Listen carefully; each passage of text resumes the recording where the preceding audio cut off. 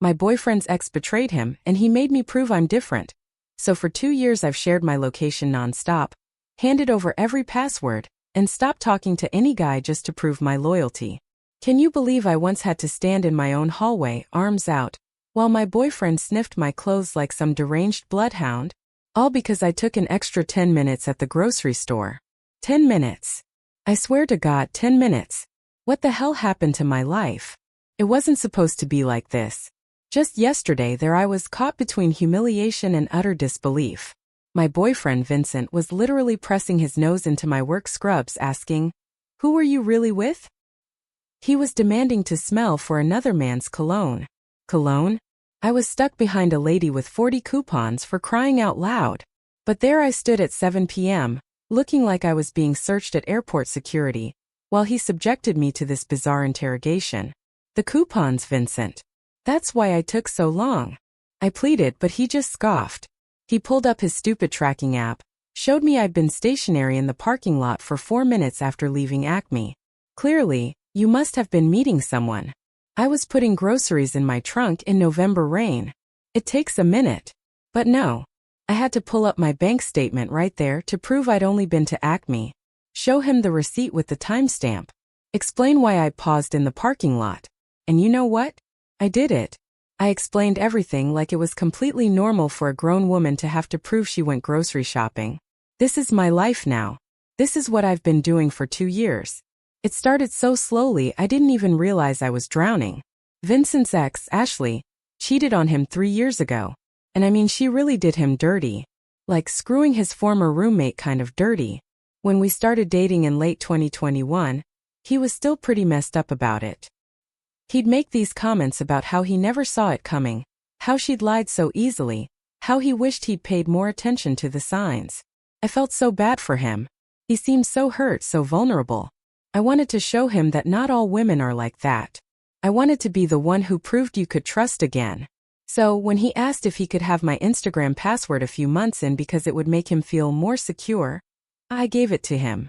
When he suggested I share my location so he wouldn't worry when I was driving home late from work, I did it. When he got anxious about me having friends and said it would mean a lot if I created some distance there, I did that too. Every single time he asked for something to help him feel safe, I said yes. Because I loved him and I wanted him to heal. But here's the thing about giving someone an inch. They will take the entire I-95 corridor. I work near Center City and my schedule is the same every week. Monday through Thursday, 7:30 a.m. to 5 p.m., with an hour lunch break at noon. Vincent knows this. He's known this for 3 years. But 6 months ago, he started calling me during my lunch break, demanding I video call him so he could see where I was. Not just a quick check-in. A full video call where he wanted to see the restaurant or the break room or wherever I was eating. He said it was just to say hi just because he missed me. But his eyes would scan the background looking for, I don't even know what. Male coworkers. Random men. Evidence that I was lying about eating a sandwich in my car. The first time he asked, I thought it was kind of weird but also maybe sweet. Like he missed me. But then it became every single day. If I didn't answer within 2 rings, he'd start texting. Where are you? Why aren't you picking up? What are you doing that you can't answer? And I'd be literally chewing, and I'd have to drop everything to video call him and show him I was just eating lunch. My coworker Nora started noticing. She'd see me frantically answering these video calls, and she finally asked me straight up if everything was okay at home. I made excuses. He's just protective. He just loves me. He just has trauma from his ex. She gave me this look like she wanted to say more but didn't. Then there's the phone thing. Every single night before bed, Vincent goes through my phone. And I mean through it. Text messages, Instagram DMs, Snapchat, WhatsApp, even my work email. He scrolls through everything from the entire day. If I got a text from a guy, doesn't matter if it's my boss, Ricky, asking a question or my cousin Hector, sending a meme, Vincent needs a full explanation. Who is this? Why are they texting you? What do they want? Show me previous messages with them. I tried to push back on this exactly one time about 8 months ago. I told him I felt like he didn't trust me, and that going through my phone every night was making me feel anxious. He completely broke down, started crying. Said he knew he was being crazy but he couldn't help it. That Ashley had destroyed his ability to trust. That if I really loved him, I'd understand he needed this right now. He promised he was working on it. He swore he'd get better. And like an idiot, I believed him. I even apologized for bringing it up. It's gotten worse since then, not better. He times my commute now. My drive from work to our apartment should take 23 minutes according to Google Maps. If I take longer than 30 minutes, I get interrogated. Traffic? Show me proof. Stopped for gas? Show me the receipt. Had to run into CVS? What did you buy? And why didn't you tell me you were stopping? It's like being on house arrest, except I never committed a crime. I've cut off every male friend I had. My buddy from high school, Gregory, who I used to grab lunch with sometimes. Gone. The guy friends from my yoga class at the gym? Stopped going to that class entirely. My neighbor in our apartment building, who I'd sometimes chat with by the mailboxes. I literally cross the street now if I see him coming. Vincent said maintaining friendships with guys while in a relationship was disrespectful, and that if I really cared about his feelings, I'd prioritize our relationship over random friendships. And here's the most pathetic part. I did. I actually did all of it. My little sister Julia is a junior at Temple, and she started asking questions. Last month we met up at Chick-fil-A near campus, and I had to video call Vincent in the middle of lunch to prove I was actually with her and not secretly meeting a guy. Julia watched this happen with her mouth literally hanging open. After I hung up, she goes, "What the actual hell was that?" And I tried to laugh it off. She wasn't laughing. She told me this wasn't normal, that this was controlling and weird, and I needed to wake up. I got defensive, told her she didn't understand because she's never been in a serious relationship. She left looking genuinely scared for me. My mom has noticed too. During Sunday dinner at my parents' house a few weeks ago, Vincent called me 3 times during the meal. 3 times. We were there for like 2 hours and he needed to know what time we ate, what we were eating, who else was there, what we were talking about. My dad finally said something. Told Vincent maybe he should focus on his own evening and let me enjoy time with my family. Vincent got super quiet and tense. Later in the car, he told me my dad was disrespectful and maybe we should skip the next few Sunday dinners. We haven't been back since. The grocery store thing yesterday, though. That broke something in me. Standing there with my arms out while my boyfriend sniffed my clothes because I took too long buying chicken and pasta. I caught a glimpse of us in the hallway mirror, and I didn't even recognize myself. When did I become this person? When did I accept this as normal? After he finished his sniff inspection and determined I was telling the truth, he just went into the living room and turned on the TV like nothing weird had just happened. Asked what I was making for dinner. And I stood there in that hallway, with my grocery bag still on the floor, and something just clicked. This isn't love.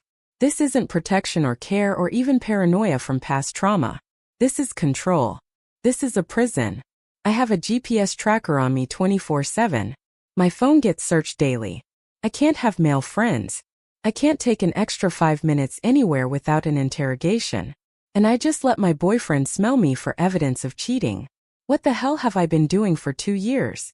I made dinner. We ate. He told me the pasta was a little overcooked. Then he took my phone for his nightly scroll through while we watched TV. I sat there watching him read through every single message, and I realized I felt nothing. No love, no affection, just this hollow, tired feeling.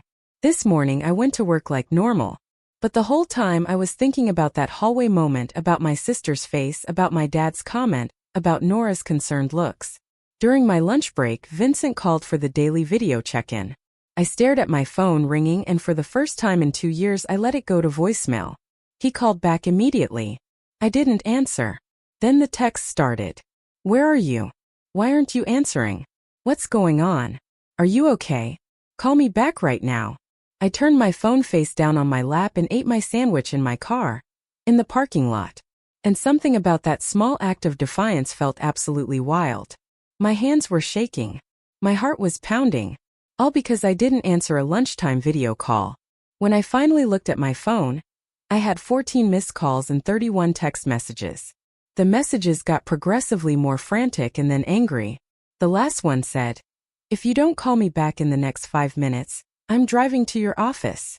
I called him back, told him I was in a procedure and couldn't answer. He asked why I didn't text him that, why I left him hanging, why I would ignore him when I know it makes him anxious. I don't know what I'm going to do, But I know I can't keep living like this. I can't keep being the woman who gets sniffed in hallways and has to prove she went grocery shopping. I can't keep sacrificing every friendship and every minute of freedom to manage someone else's insecurity. Something has to change. I just have no idea how to make it happen when I can't even take a lunch break without permission. Update. Okay, so the comments on my last post absolutely wrecked me in the best way possible. Everyone telling me this is abuse, that I need to leave, that this isn't normal. I know.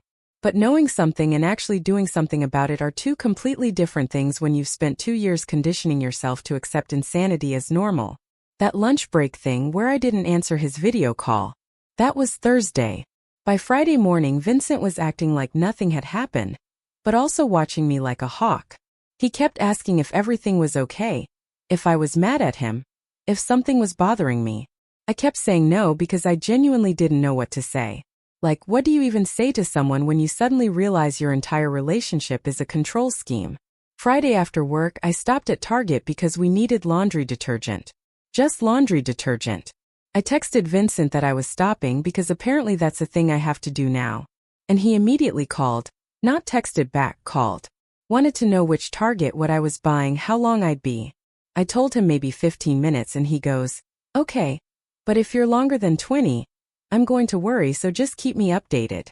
I'm standing there in the cleaning supplies aisle having this conversation, and this older woman next to me is just staring.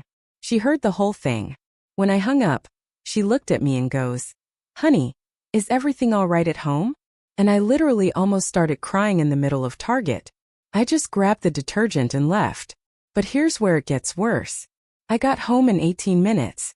I know, because I was watching the clock like my life depended on it. And Vincent was sitting on the couch with his laptop open. He'd been tracking my location the entire time. He knew exactly when I'd left work, when I'd arrived at Target, how long I'd been inside, and when I'd gotten home. He showed me the little map with my route marked out and was like, see? You made great time. Like he was congratulating me for completing a task efficiently. I just stood there, holding this bottle of Tide, and something in me snapped. I asked him why he needed to track me when I told him where I was going. He got this confused look and said he wasn't tracking me. He was just checking to make sure I was safe. I asked what the difference was. He said, the difference is that tracking implies I don't trust you, but checking implies I care about you. I told him it feels exactly the same from where I'm standing. That's when he got upset. Started going on about how he's been trying so hard to work on his trust issues. How he's been doing so much better. How it's not fair for me to act like he's some kind of controlling monster when all he's doing is caring about my safety. He brought up Ashley again. Said she used to get mad at him for asking questions too. And that's how he missed all the signs that she was cheating. Said he refuses to be that naive again. I told him I'm not Ashley. I've never been Ashley. I've spent 2 years proving I'm not Ashley, and it's never been enough. He got really quiet. Then he asked if I was trying to pick a fight with him, if I was looking for an excuse to break up with him, if there was someone else and this was my way of creating distance so I could cheat guilt-free. The audacity. I've given this man every password, every login, every second of my location data, cut off every male friend, video called him from my lunch breaks for 6 months straight, and he's asking if I'm trying to create distance so I can cheat. I told him that was insane. He said it wasn't insane. It was a legitimate question, given that I was suddenly acting different. I asked him what different meant, and he started listing things. You didn't answer my video call on Thursday. You seemed annoyed when I checked in about Target. You're being defensive right now. You haven't seemed as affectionate lately. I'm standing there listening to him build this case against me, using normal human behavior as evidence. And I realize this is what he does. This is what he's been doing. Anytime I show even the slightest resistance to his surveillance, he flips it around and makes it about me being suspicious. Makes it about me pulling away. Makes it about me potentially cheating. And then I apologize and prove myself all over again. Not this time. I told him I needed some space to think. He asked what that meant. I said it meant exactly what it sounds like. I need space. He wanted to know if space meant we were breaking up, or if space meant I just needed a few hours or what, because he needed clarity. I said I didn't know yet. And he lost it. Started yelling about how I can't just say I need space without explaining what that means. How that's manipulative and unfair. How I'm punishing him for caring about me. How if I'm having doubts about us, then I need to say that clearly instead of being vague. I tried to leave the room and he followed me into our bedroom, still yelling, asking where I was going, if I was going to stay with someone who I was texting, why I was being like this. I grabbed my phone and my purse and told him I was going to my parents' house. He wanted to know for how long. I said I didn't know. He blocked the bedroom door and said we needed to finish this conversation first, that I couldn't just walk out in the middle of a fight. I told him to move and he said, "No, not until you tell me what's really going on." I pushed past him. He didn't physically restrain me, but he definitely didn't move easily. I got to my car and I had 6 texts before I even left the parking lot, asking where I was, when I'd be back, if I was really going to my parents or somewhere else, saying we needed to talk about this like adults, saying he deserved better than me just running away. I drove to my parents' house in Northeast Philly, crying the entire way. I got there around 8 p.m., and my mom took one look at my face and pulled me inside. My dad was watching the Flyers game and he turned the TV off immediately, which never happens. They both just sat there while I ugly cried on their couch for 20 minutes. When I finally calmed down enough to talk, I told them everything. Not just the grocery store sniffing thing or the video calls, but everything. The phone checks every night. The location tracking. The timed commutes. Cutting off my friends. The interrogations about mail cashiers and coworkers. All of it. My dad's face went red. Like I've never seen him that angry. He wanted to know why I hadn't told them sooner. My mom was crying. She kept asking how long this had been going on, and seemed devastated that I'd been dealing with this for 2 years while they had no idea. I tried to explain that it happened gradually, that I didn't realize how bad it was until recently, that Vincent's ex really did cheat on him, and I was trying to be understanding. My dad cut me off and said he didn't give a damn about Vincent's ex. That's no excuse for treating me like a prisoner. My mom said trauma doesn't give someone the right to traumatize you. Then my phone started buzzing. Vincent was calling. I let it go to voicemail. He called back. I declined it. Then the text started coming in rapid fire. "Your dad's car is in the driveway, so I know you're there. Why aren't you answering? We need to talk about this. You can't just ignore me. This is childish. I'm worried about you. Please just answer the phone." My dad looked at my phone screen and goes, "He's tracking you right now." And I nodded. He told me to turn off my location sharing immediately. I hesitated because the thought of Vincent not being able to see where I am made me anxious. And that's when I realized how messed up my thinking had become. I'm sitting in my parents' house, scared to turn off location tracking because my boyfriend might get upset. My mom helped me go through my phone. We turned off location services for Find My Friends. We changed my Instagram password. My dad wanted me to block Vincent's number entirely. I stayed at my parents' house that night in my old bedroom. Vincent texted me 45 times. I counted.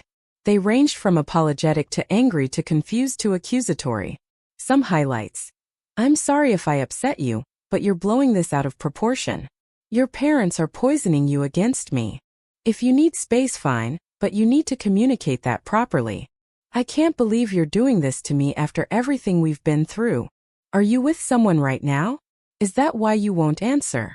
Saturday morning, my mom made pancakes, and we sat at their kitchen table while she and my dad told me I needed to end this relationship.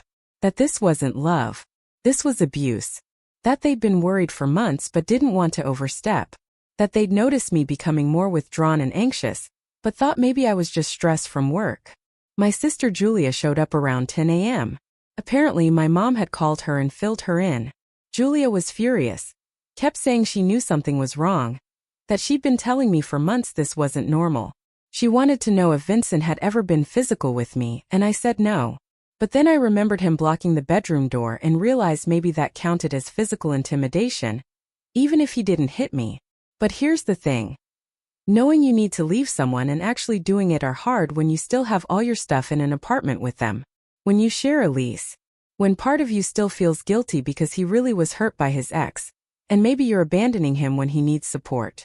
Vincent showed up at my parents' house Saturday afternoon. I was in the living room with Julia when the doorbell rang. My dad answered it, and I heard Vincent's voice asking to see me. Heard my dad tell him now wasn't a good time. Vincent insisted that we needed to talk, that I couldn't just disappear and refuse to communicate. My dad said I'd talk to him when I was ready and to please leave. Vincent raised his voice, said this was ridiculous, that I was his girlfriend and he had a right to see me, that my parents were interfering in our relationship. My dad told him to leave or he'd call the cops. Vincent must have seen me through the window because he started yelling my name, asking why I was doing this, saying he deserved an explanation, saying we could work through this if I just talked to him. Julia went to the window and closed the curtains. My mom sat next to me on the couch and held my hand. We sat there, listening to Vincent yell from the front lawn for almost 10 minutes before he finally left. My dad watched through the window to make sure he actually got in his car and drove away. My dad asked if I wanted to file a restraining order. I said, no, that seemed extreme. He looked at me like I was crazy and said, May, the man just showed up uninvited, refused to leave and screamed at you from our front lawn. That's not extreme. That's harassment. Sunday, my mom suggested I take the day to do something for myself. Get out of the house, clear my head. Not think about Vincent for a few hours. Julia offered to take me to the art museum since I used to love going there. We walked around the exhibits for like 3 hours, and it was the first time in months I'd done something without having to check in with anyone or explain where I was going. My phone died halfway through and I didn't even panic. That's how controlled I'd become. My phone dying used to send me into complete anxiety because Vincent couldn't reach me. But yesterday I just enjoyed being unreachable. We stopped at Reading Terminal Market after for lunch and ran into Nora from my work. She was there with her husband getting cheesesteaks, and she took one look at my face and asked if I was okay. I guess I looked pretty rough. Julia excused herself to give us privacy, and Nora asked if this was about Vincent. I asked how she knew and she said she'd had a boyfriend exactly like him in college, that she recognized the signs immediately. The constant video calls, the anxiety whenever my phone rang, the way I jumped to answer. She said she'd wanted to say something, but didn't want to overstep. And now she felt guilty for not speaking up sooner. I told her it wasn't her fault, that I probably wouldn't have listened anyway. She gave me her number and told me if I needed anything, a place to stay, someone to talk to, help moving my stuff, to call her. Said her husband has a truck, and they'd help me move out whenever I was ready. That offer made me realize I actually have to do this. I can't just hide at my parents' house forever. I have to go back to that apartment and get my things. I have to actually end this relationship, not just avoid it. Last update. I went to work Monday morning, and Vincent was waiting in the parking lot. I pulled into my usual spot at 7:15 a.m., and there he was, leaning against his car with 2 coffees from Wawa like this was some romantic gesture. When he saw me, he held up one of the cups and smiled like we were just a normal couple having a normal Monday morning. I sat in my car for a solid minute trying to decide what to do. Part of me wanted to just drive away, but I had clients scheduled and I wasn't going to let him ruin my job. So I got out and walked straight toward the office entrance without acknowledging him. He followed me, started talking about how he'd been up all night thinking about us, how he'd brought my favorite coffee as a peace offering, how he really wanted to talk before I went into work. I told him I had nothing to say to him right now, and he grabbed my arm. Not hard, not violently, but he grabbed me. And when I looked down at his hand on my arm and then back up at his face, something shifted in me. I yanked my arm away and told him to never touch me again. He looked genuinely shocked, like he hadn't even realized what he'd done. Started apologizing immediately, saying he was just trying to get my attention, that he didn't mean anything by it. I walked into the office and he didn't follow me inside, thank God. But I could see him through the window, sitting in his car, just sitting there watching the building. Nora noticed immediately when I came in, asked if that was Vincent outside, and I said yes. She looked out the window, looked back at me, and told Ricky we had a situation. Within 5 minutes, Dr. Ricky had gone outside and told Vincent he needed to leave or he'd call the police. Vincent tried to argue that he was just waiting for me, that we needed to talk. Ricky told him this was private property and he was making staff uncomfortable. Vincent finally left, but not before texting me that this was humiliating and unnecessary. Around 11 a.m. my mom called. Vincent had shown up at their house again. My dad had told him through the door that I wasn't there and he needed to stop coming by. Vincent had apparently stood on the porch, insisting he just wanted to return some of my things, that he wasn't trying to cause problems. My dad told him to leave the stuff on the porch and go. Vincent refused, said he wanted to hand them to me personally so we could at least have a civil conversation. My dad called the police. Vincent left before they arrived but filed a report anyway. The officer told my parents that if Vincent came back, they could pursue a restraining order. But right now it was just a domestic dispute, and Vincent technically hadn't broken any laws. That pissed me off. He was stalking me, showing up at my work, showing up at my parents' house repeatedly, refusing to leave me alone. But apparently that's just a domestic dispute. During my lunch break, I called Julia and told her I needed to get my stuff out of the apartment, that I couldn't keep avoiding this. She said she'd skip her afternoon classes and meet me there with Mom. I texted Nora, and she said she and her husband, Greg, could meet us at 6 p.m. with their truck. I finished work and drove straight to the apartment. My hands weren't shaking. My stomach wasn't flipping. I was just done. Done with being scared. Done with avoiding confrontation. Done with letting Vincent control my life, even after I'd already decided to leave. Julia and my mom were already there when I arrived around 5:30. Vincent's car wasn't in the parking lot, which I thought meant we might actually get lucky and do this without a scene. We went upstairs and I used my key to let us in. The apartment was a mess. Like Vincent had torn through it looking for something. Drawers open, closet doors hanging wide, stuff pulled out of cabinets. And then I saw them. Printed screenshots of text conversations taped to the walls. My text conversations with Julia, with Nora, with my parents. He'd gone through my phone during one of his nightly inspections and printed out anything that mentioned him or our relationship. My mom stood in the middle of the living room looking at these papers taped everywhere and just goes, "What in the actual hell?" And I couldn't even answer her because I was reading them. There was the conversation where Julia called him controlling. The texts where my mom asked if I was okay. Messages where Nora asked about the video calls. All of it printed out and displayed like evidence in a murder investigation. Julia started ripping them down. Told me to start packing my bedroom stuff while she and Mom handled this. I went into our bedroom, and that's when I saw my laptop open on the bed. Vincent had been going through my search history. I could see the browser tab still open. Articles about emotional abuse, posts about controlling relationships, pages about how to leave safely. He knew. He'd known since probably Saturday that I was planning to leave, and he'd been going through everything trying to figure out how to stop it. I started throwing clothes into garbage bags. Didn't even fold them, just grabbed armfuls and shoved them in. My mom came in with my work scrubs and started helping. We worked fast and didn't talk much. Julia was in the living room packing up my books and photos. We'd been there maybe 20 minutes when I heard the door open.